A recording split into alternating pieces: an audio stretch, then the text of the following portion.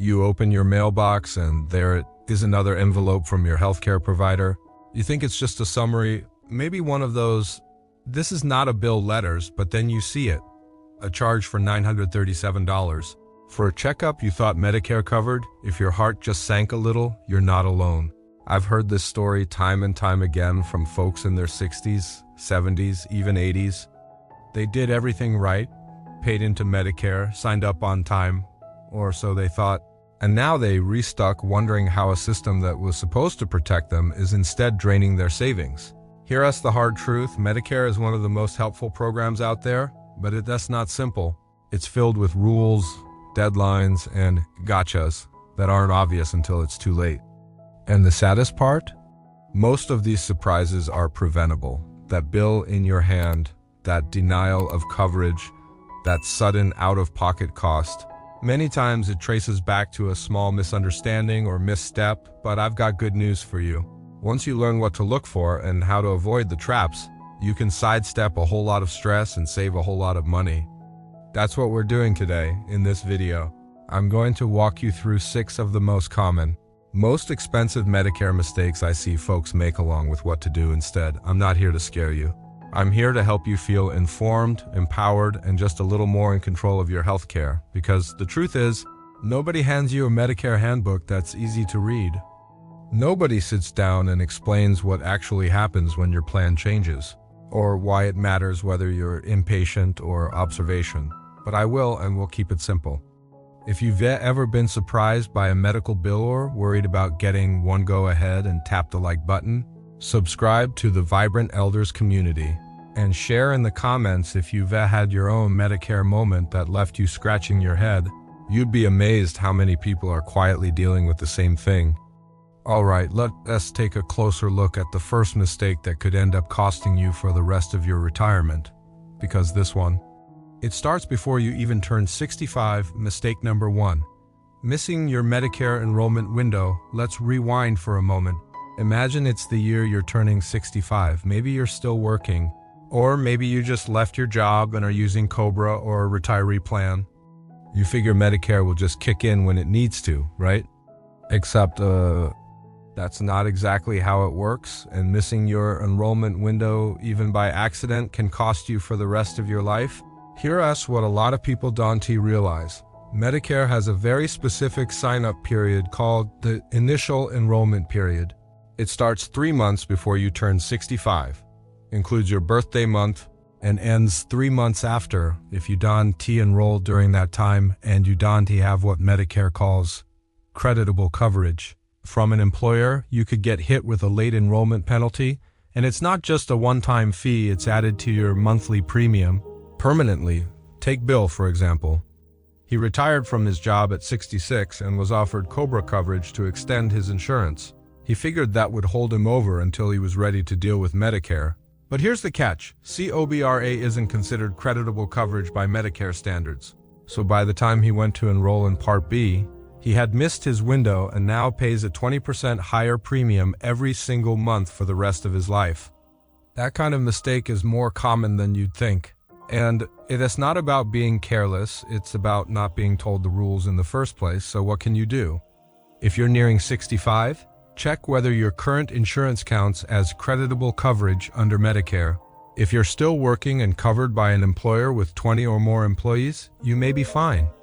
But if you're relying on COBRA, a retiree plan, or even the VA, it gets trickier. Always double check. And if you're helping a spouse or a parent through this process, make sure they don't assume coverage equals compliance. It's a paperwork game, and unfortunately, it's up to us to play it right. The takeaway here: sign up at the right time, or you could pay the price for years to come. Now let us move on to another big assumption, one that often shows up when you or a loved one suddenly needs more care than expected. Mistake number 2. Assuming Medicare covers long-term care. Let's say your spouse suddenly needs help at home.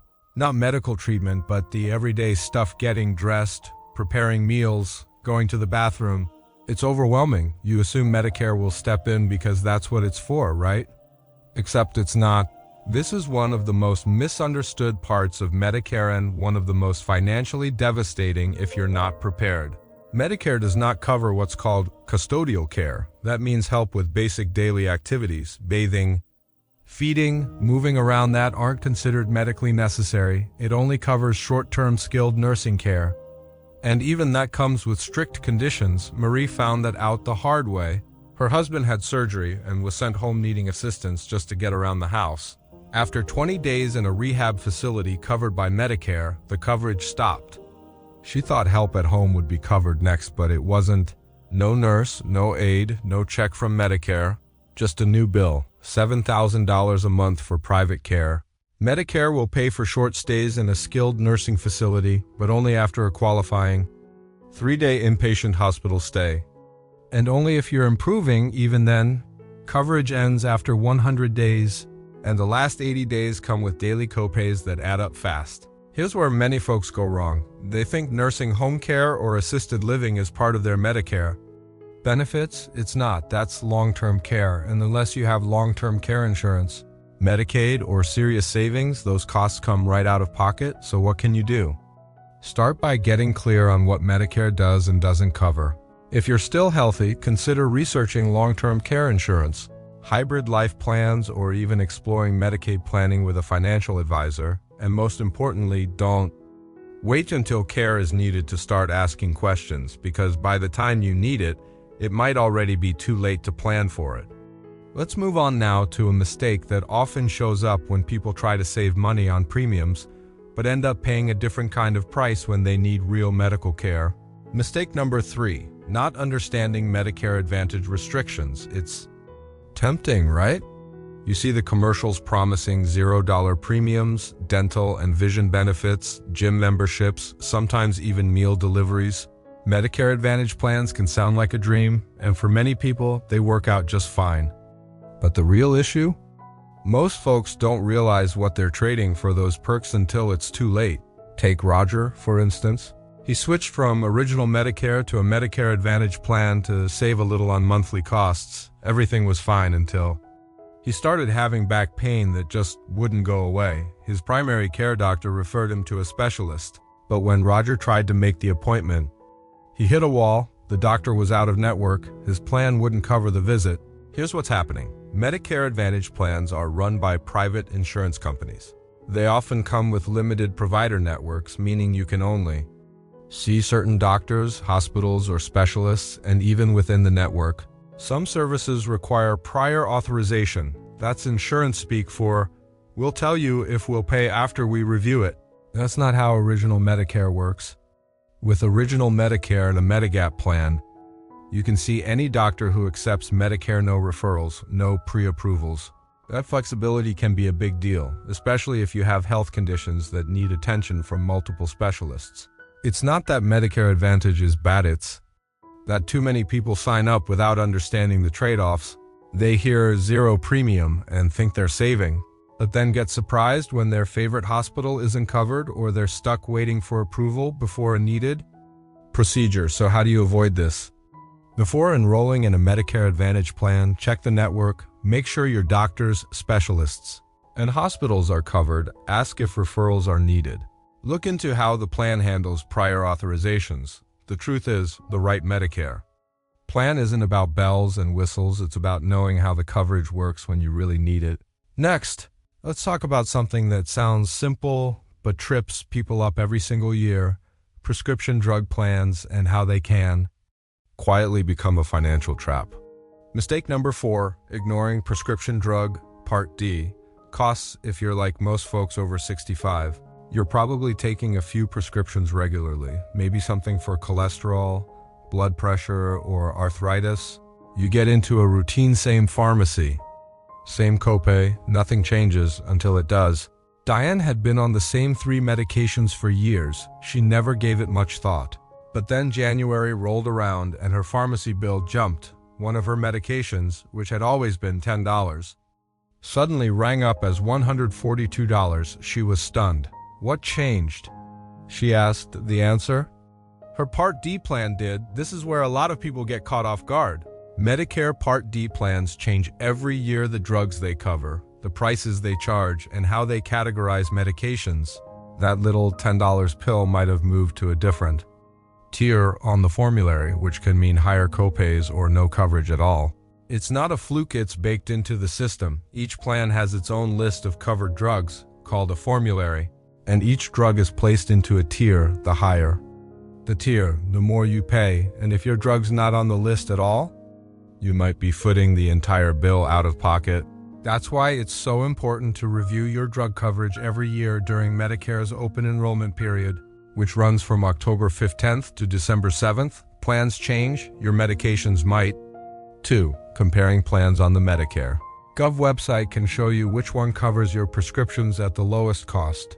It might feel like a hassle, but the 20 minutes you spend reviewing your plan each fall, it could save you hundreds, maybe even thousands over the course of a year.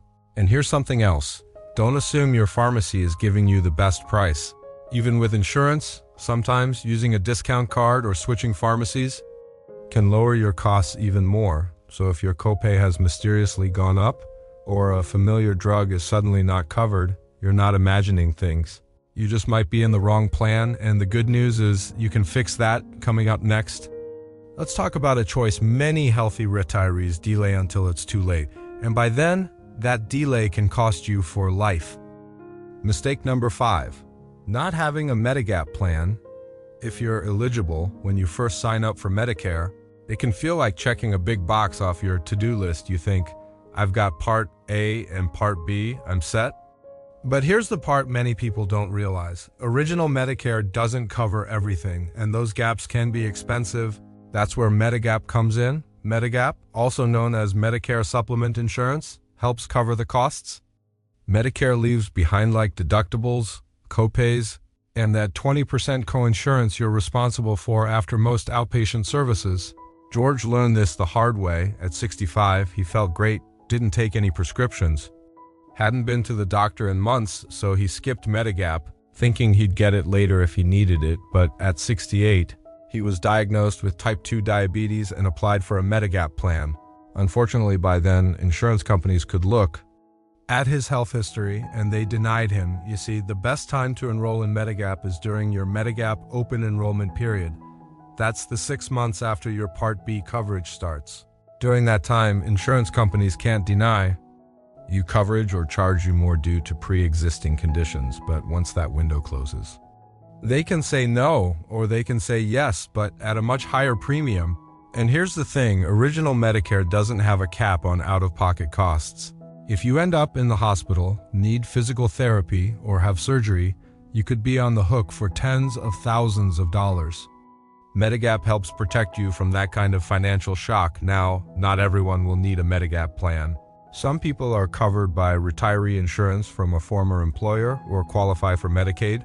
But if you're relying solely on original Medicare, you want to keep your doctor freedom while limiting surprise bills, Medigap is worth a serious look. So don't make George's mistake. If you're newly enrolled in Medicare and still in your 6-month Medigap window, now's the time to decide. Because later, it might not be up to you. And speaking of decisions that can cost you, let's talk about a hospital situation that seems small, but can affect whether Medicare pays for your rehab at all. Mistake number 6, not asking about observation versus inpatient status. Picture this. Sharon falls and ends up in the hospital.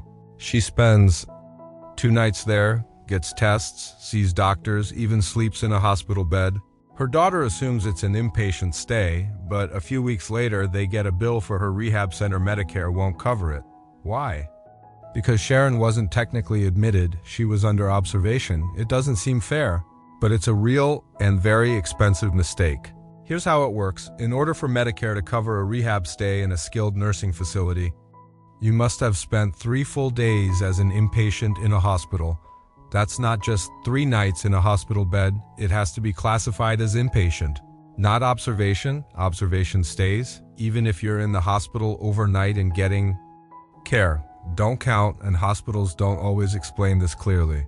Doctors might tell you you're being admitted, but if it's not documented officially as inpatient, Medicare won't see it that way. That one word, observation, can be the difference between full rehab coverage and thousands out of pocket. So what can you do? If you or a loved one lands in the hospital, ask directly, am I being admitted as an inpatient or under observation? Get it in writing if you can.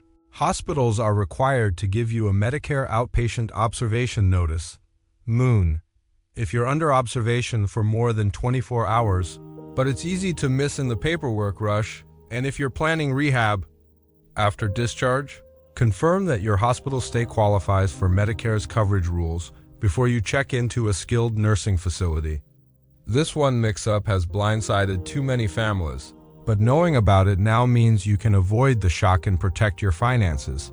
All right, we've covered a lot of ground from enrollment mistakes to rehab surprises, but don't worry, you don't have to master Medicare overnight. Let's wrap things up with a few words of encouragement and a reminder that with just a little awareness, you can avoid a whole lot of stress. If your head is spinning a little right now, that's okay.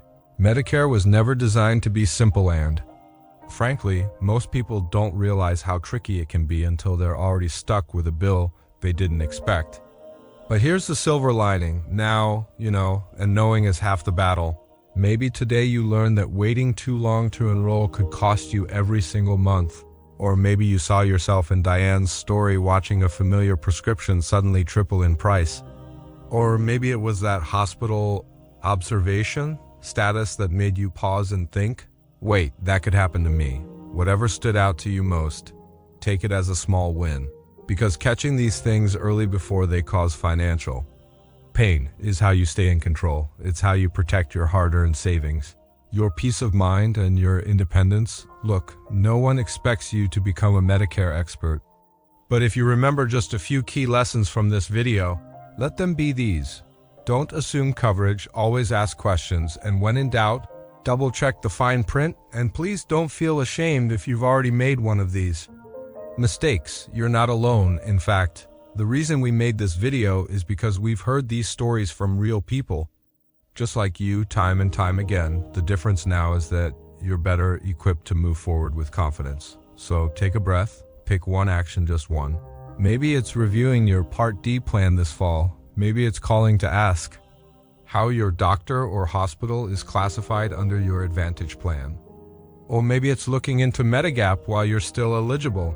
Whatever it is, just know you're doing the right thing by staying informed, and every small step adds up to a more secure, less stressful retirement. Now, if this helped you even a little, I hope you'll like this video, subscribe to the Vibrant Elders community, and share in the comments which mistakes surprised you the most or what question you still have. Your story might be exactly what someone else needs to hear, because in the end, the best way to navigate Medicare is together.